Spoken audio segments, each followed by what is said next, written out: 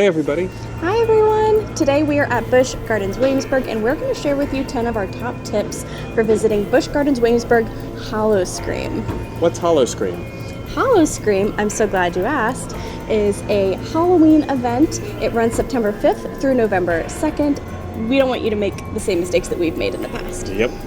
Let's get into it.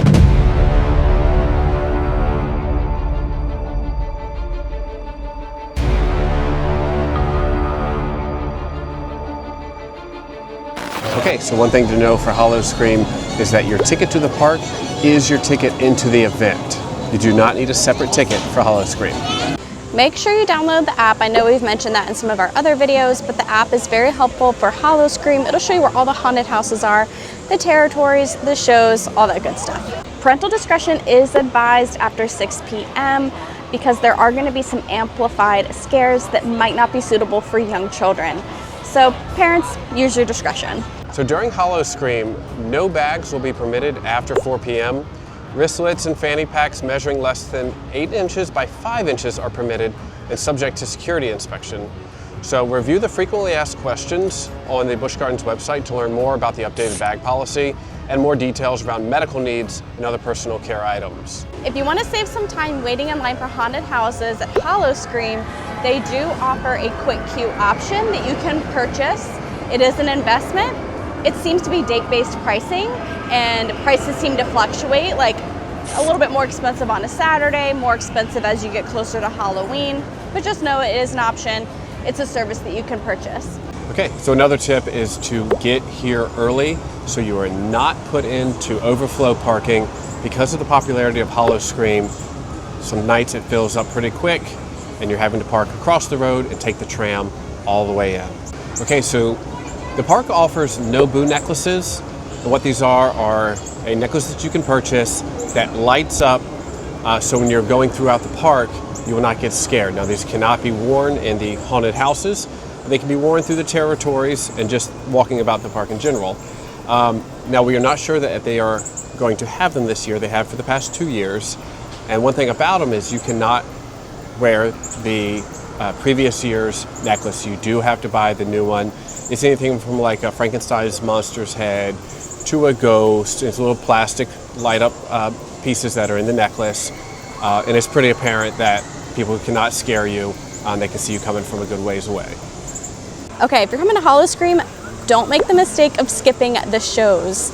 We love coming and just seeing the shows, walking around, enjoying the vibes. I'm so excited for the show lineup this year. I think it's going to be amazing. We've got Beans, Monster Stomp, Skeletons in Your Closet, and a Spirit Celebration. Our next tip is don't panic if haunted house lines are long. Just, kind of have a rough plan going in, prioritize things that you definitely want to get done. Again, if you cannot or do not want to budget for a quick queue, you'll likely be waiting in some longer lines the closer it gets to Halloween, especially on Saturdays. But there's been tons of times that we've come to the park for Howl-O-Scream and not even done any haunted houses. We just walk around, enjoy the terror-tories, the shows. If the haunted house lines are just a little bit too long than what we want to wait for. So you can still have a great time. Just don't panic. There are going to be some offerings for the whole family and kids during the day, like the returning Monster Street Party located in the France Plaza. You'll get to dance and groove with some of your favorite monsters and ghouls. And there's also the Sesame Street Spooktacular. That's going to be a little bit later in September, but that's going to be located in the Sesame Street Forest of Fun area. Okay, so wrapping up our 10 tips for Howl-O-Scream. Yes, I hope you found some of these tips helpful. These are just generalized Howl-O-Scream tips that we have from attending the event in the past. We are planning to be at Howl-O-Scream on opening weekend, so hopefully we can share with you even more specific tips, specific things about the houses and terror-tories, what we found to be our favorites, more specific for this season. But these are just some general tips that I think will really help you out so that you won't make some of the same mistakes that we've made in the past. So please be sure to like and subscribe. Let us know if you're coming to Howl-O-Scream this season at Busch Gardens Williamsburg, and we'll see you next time. But there's one more thing.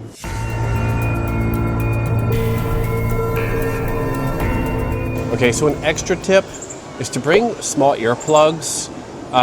These are very helpful for the loud noises during the event. For instance, last year there was a loud chainsaw that kept going off nearby us, and it could be very, very loud up close. Also, the screaming from the scare actors and then just general loud noises. It can help you if you startle easily or you just don't want to spend 2 or 3 hours of having, being barraged with loud noises.